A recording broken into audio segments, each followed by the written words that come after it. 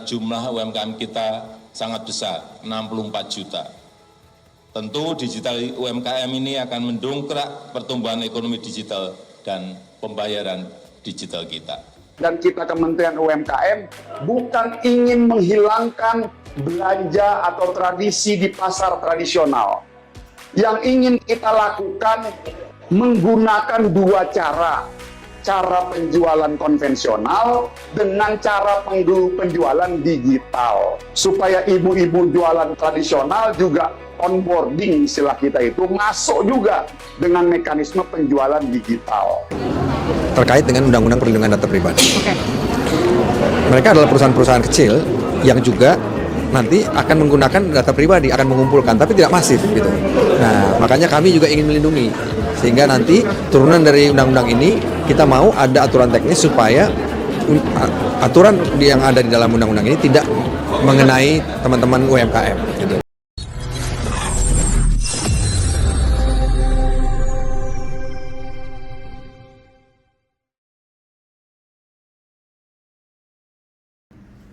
Assalamualaikum warahmatullahi wabarakatuh. Sejahtera bagi kita semuanya. Selamat pagi pada audien dan apa kabar semuanya, Bapak Ibu sekalian. Semoga diberi kesehatan dan keselamatan. Terima kasih pada audien yang telah menyempatkan hadir pada pagi hari ini untuk hadir dalam acara talk show yang bertema Dialog Publik Nusantara.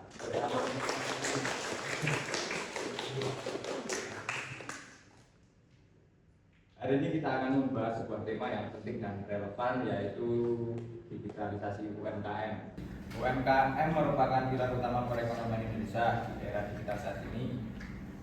Transformasi digital menjadi kunci untuk meningkatkan daya saing sekaligus mendukung kemajuan ekonomi nasional yang termasuk dalam salah satu cita dari Presiden dan Wakil Presiden kita.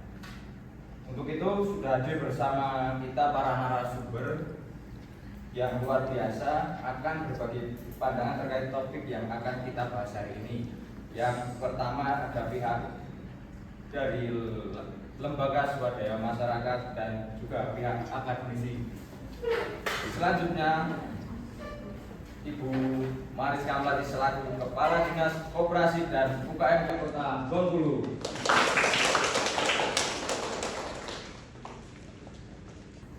Kemudian ada Bapak Prayogi Yusuf Setiawan. Dan selanjutnya selaku Menteri ada Ibu Salsabila Nur Azizah.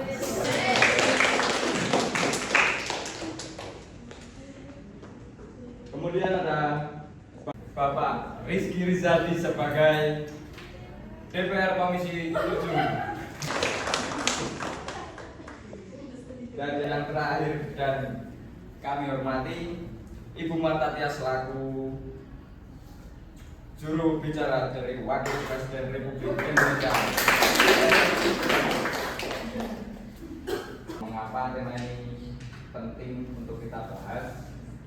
Karena yang pertama, digitalisasi memberikan peluang besar bagi UMKM untuk memperluas pasar tidak hanya di tingkat nasional tetapi juga di tingkat internasional. Yang kedua, di masa muda bisa membantu UMKM bertahan bahkan bisa pulih lebih cepat dari mengadopsi teknologi baru. Namun kita juga perlu melihat realita masih banyak UMKM yang menghadapi tantangan baik dari sisi literasi digital, infrastruktur maupun kebijakan yang mendukung. Karena itu hari ini kita ingin mendengar pandangan dari narasumber kita untuk menggali solusi kebijakan yang inovatif dan mampu mempercepat digitalisasi UMKM secara inklusif agar benar-benar berdampak positif bagi perekonomian dan kesejahteraan masyarakat. Bapak Ibu hadirin sekalian, berbicara mengenai UMKM, tentu tidak bisa dilepaskan dari peran pentingnya bagi perekonomian Indonesia. Namun di era digital ini, UMKM tidak hanya dituntut untuk bertahan, tetapi juga berkembang dengan memanfaatkan teknologi yang ada. Pertanyaannya, sejauh mana program-program ini berjalan dengan mendukung tercapai visi dan misi tersebut? Mari kita ekspor dan diskusikan bersama. Bagaimana tanggapan Ibu Lia? Apakah program-program tersebut berjalan sesuai dengan visi tersebut? Baik, mengenai visi Asta Cipta yang ketiga itu kan menekankan penciptaan lapangan pekerjaan, kewirausahaan, dan ekonomi kreatif. Nah, dari saya sebagai jubir wakil presiden sendiri itu, menurut saya pernah dikatakan juga oleh wapresnya sendiri, itu sudah cukup baik ya sejauh ini, dan dari pemerintah pusat pun akan mendukung penuh digitalisasi UMKM ini melalui e-commerce agar produk kita itu bisa sampai ke ranah internasional, juga bisa meningkatkan ekonomi masyarakat sekitar. Selanjutnya kita pada Bapak dengan perwakilan rakyat ini, bagaimana sebenarnya langkah selanjutnya yang akan dijalankan pemerintah dalam mendukung visi tersebut? Tentunya lebih dari pemerintah dan DPR mengesahkan regulasi dalam Undang-Undang Nomor 11 Tahun 2020 yang dalam itu terkait yang pertama ada penyederhanaan perizinan lewat OSS atau Online Skill Submission yang menggunakan perilaku UMKM dan industri kreatif dalam melakukan perizinan dan mulai usaha. Yang kedua ada hubungan pembiayaan dengan perluasan KUR atau kredit usaha rakyat yang insentif bagi pelaku startup dan pelaku industri kreatif. Dan yang ketiga itu ada penguatan literasi digital dan pendampingan pada generasi muda agar generasi muda ini tidak hanya mencari kerja namun juga menciptakan lapangan kerja baru. Saya sebagai Menteri juga izin menambahkan, saya menekankan kembali bahwasannya Undang-Undang Nomor 11 Tahun 2020 tentang Cipta Kerja ini menjadi landasan penting untuk mendorong pertumbuhan UMKM dan juga industri kreatif gitu. Jadi selain adanya penyederhanaan perizinan dari OSS, kemudian ada perluasan kredit usaha rakyat dan juga insentif bagi startup, kami juga mendorong kolaborasi dari Fintech dan juga Koperasi Digital agar ada perluasan dari akses pembiayaan agar lebih efisien gitu. Jadi kemudian selain itu kami juga melakukan penguatan literasi digital dan juga yang dilakukan tidak hanya kepada generasi muda saja, tapi juga kepada seluruh pelaku UMKM di berbagai wilayah gitu. Kami juga melakukan upaya untuk pemerataan infrastruktur digital, jadi agar semua pelaku UMKM di berbagai wilayah itu dapat melakukan digitalisasi UMKM dan juga dapat bersaing di era digital. Nah, harapannya dengan adanya digitalisasi UMKM ini, nantinya UMKM ini menjadi roda penggerak ekonomi yang inklusif dan juga berkelanjutan. Selanjutnya kita akan melihat bagaimana penerapan kebijakan pada tingkat kabupaten atau kota.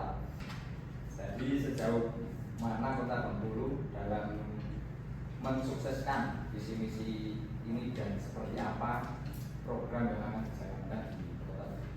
Kami dari Dinas Koperasi dan UKM Kota Bengkulu ingin menyampaikan bahwasanya di 5 tahun terakhir kami telah berhasil menjalankan program-program pemberdayaan demi kesejahteraan masyarakat, khususnya di bidang UMKM dan digitalisasi.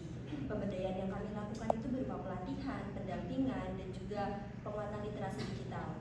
Serta kami juga telah bekerja sama dengan PT Mira Tertera untuk pendukungan pembuatan aplikasi pesan, di mana aplikasi ini digunakan untuk memadai para UMKM dalam memasarkan produk-produknya. Begitu, Baik, sebelumnya mohon izin Bapak Ibu, saya Zahra selaku pelaku UMKM di Kota Bengkulu. Sebelumnya saya sendiri ini memiliki satu usaha fashion, gitu Bapak Ibu, yang saya sudah merintis sejak tahun Mariska terkait dengan program-program yang diselenggarakan oleh Dinas Koperasi dan juga UKM Kota Bengkulu ini memang benar adanya diselenggarakan, dan saya pun mengikuti beberapa pelatihan pengembangan digitalisasi di sana. Karena kan pada saat saya merintis usaha saya itu kan masih dalam masa peralihan dari kita profesional ke digitalisasi, dan juga pada masa itu kan masih masa-masa setelah COVID-19 begitu ya Bu. Jadi memang dengan adanya pelatihan dan juga pengembangan digitalisasi ini sangat berpengaruh kepada usaha saya begitu. Mungkin selanjutnya saya menambahkan izin menambahkan Bapak Ibu, saya dari perwakilan masyarakat umum izin menambahkan bahwa sebenarnya di fakta di lapangan itu menunjukkan bahwa masyarakat itu masih kurang melek terhadap teknologi, terutama di wilayah 3T, di mana hal itu tuh menyebabkan adanya ketidakmerataan digitalisasi. Selain itu, faktor sosial dan ekonomi menyebabkan adanya di digitalisasi di daerah 3T itu mengandalkan model tradisional. Karena belum adanya digitalisasi, maka di daerah 3T itu mengalami keterbatasan modal dan juga investasi teknologi, sehingga mungkin dari DPR atau dari pemerintah harus menjatuhkan atau membuat kebijakan mengenai seperti memastikan bahwa setiap UMKM itu telah menerima digitalisasi. Selanjutnya pertanyaannya mungkin apakah dari pemerintah Bengkulu itu sendiri telah memastikan bahwa di Bengkulu itu sudah merata digitalisasinya? Lalu apakah pemerintah dari Bengkulu ini sudah mendukung upaya digitalisasi UMKM agar wilayah tersebut itu dikatakan merata dan juga berkeadilan? Dari dinas pun sudah memaksimalkan untuk membuat langkah strategis gimana caranya agar masyarakat itu kuat akan literasi digitalnya dan juga pembangunan infrastrukturnya itu bisa berjalan dengan cepat gitu. Dan kami juga sudah memaksimalkan dengan bekerjasama dengan berbagai pihak agar pengoptimalisasian UMKM digitalisasi ini itu bisa berjalan cepat dan merata di berbagai wilayah. Sebelumnya ini izin menambahkan ya Ibu. Kalau kita berbicara soal digitalisasi UMKM ini, faktanya masih banyak mahasiswa yang belum, mahasiswa ini kan notabene sebagai generasi muda Indonesia ya, mereka itu belum benar-benar paham akan praktik digitalisasi UMKM itu sendiri. Nah, hal tersebut menimbulkan keterampilan yang cukup besar ya. Jadi yang menjadi pertanyaan adalah bagaimana strategi yang tepat untuk memastikan bahwa digitalisasi UMKM ini dapat berhasil. Karena jika hanya dilakukan dengan pelatihan seperti itu tanpa melihat apa yang benar-benar dibutuhkan oleh masyarakat, biasanya hasilnya akan kurang maksimal. Dan jika dilihat dari teori bottom up, kan kebijakan itu harus berangkat dari kebutuhan masyarakat lokalnya sendiri. Jadi kalau bukan hanya sekedar dari desainnya pemerintah di atas. Jadi dari dinas itu harus melakukan program itu harus relevan dengan apa yang memang UMKM lokal itu butuhkan. Dan kalau bisa merangkul, mengikut sertakan komunitas muda seperti anak muda mahasiswa tadi, itu agar programnya bisa berkelanjutan seperti itu. Terima kasih. Saya izin menambahkan, terima kasih atas masukannya dari pihak akademisi. Jadi saya izin untuk mengingatkan kembali untuk kita semua untuk tidak mudah terjerumus atau masuk ke dalam stigma yang mengatakan seolah-olah pemerintah itu tidak pernah melakukan apapun.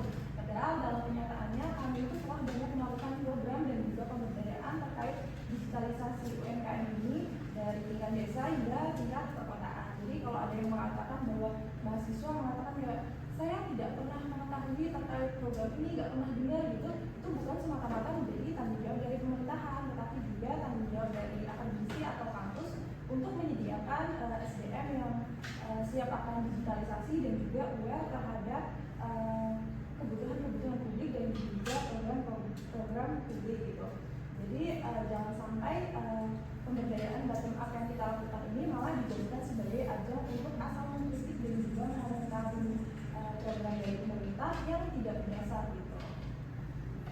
Baik, izin menambahkan Ibu. Memang benar seperti yang Ibu Menteri sampaikan bahwa pemerintah sudah melakukan berbagai upaya-upaya. Namun berdasarkan teori pemberdayaan masyarakat, khususnya teori bottom up sendiri, bahwa keberhasilan program itu didasarkan seberapa jauh masyarakat itu terlibat dalam proses, mulai dari proses perencanaan. Jadi bukan hanya soal pemerintah itu memberikan pelatihan, tetapi bagaimana kebutuhan para UMKM tersebut dan bahkan mahasiswa itu bisa didengar dan dijadikan bahan diskusi saat perencanaan kebijakan. Nah, apabila mengesampingkan program tersebut nantinya bisa berdampak pada top down, di mana hal tersebut itu kurang efektif saat diterapkan di lapangan. Jadi saya menegaskan kembali bahwa dari kami bukan mengesampingkan adanya program-program pemerintah tersebut, tapi dari kami itu lebih menegaskan bahwa keterlibatan masyarakat adalah kunci agar digitalisasi UMKM ini dapat berjalan sesuai dengan kebutuhan para UMKM sendiri. Terima kasih Bu Menteri dan juga Kepala dari Akuntansi.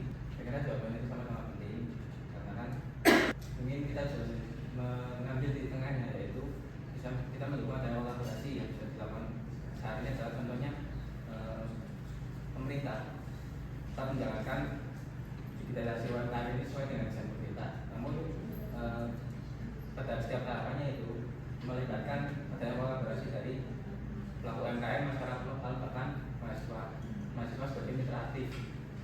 Dengan ini mungkin digitalisasi ini bisa lebih efektif dan bisa berkelanjutan. Menambahkan bahwa kita dari pemerintah provinsi juga tidak hanya fokus pada pembangunan di daerah perkotaan, tetapi kita juga akan fokus pada daerah kecamatan dan desa, terutama di daerah DKT. Dengan adanya dukungan penuh dari DPR, pemerintah pusat dan para pemangku kepentingan, kita optimis bahwa digitalisasi ini akan menjadi proyek pembangunan yang lebih merata dan berkelanjutan. Dari diskusi ini kita bisa melihat bahwa digitalisasi UMKM di Kota Bengkulu ini tidak hanya soal program, namun juga soal kolaborasi, pemerataan, dan keberpihakan pada kebutuhan masyarakat yang nyata.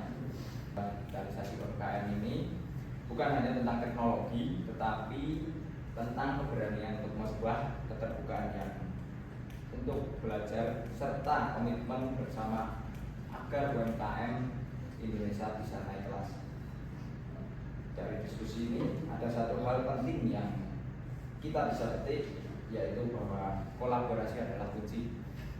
Pemerintah tidak bisa berjalan sendiri dan sebaliknya pelaku usaha juga tidak bisa berjalan sendiri. Semua pihak harus saling mendukung, saling mengawasi dan saling menguatkan agar manfaat digitalisasi benar-benar terasa di seluruh masyarakat secara luas. Dari saya, Dr. Mustafa, untuk mengakhiri talkshow pada pagi hari ini, semoga kita selalu diberi kesehatan dan keselamatan. Saya mengucapkan terima kasih atas partisipasi audien yang sudah berkenan untuk hadir di acara hari ini. Mari kita terus semangat untuk mengembangkan UMKM Indonesia untuk menuju masa depan yang lebih tangguh, inklusif, dan berdaya saing di era digital. Sampai jumpa di acara talkshow digitalisasi UMKM berikutnya dalam Dialog Pabrik Nusantara.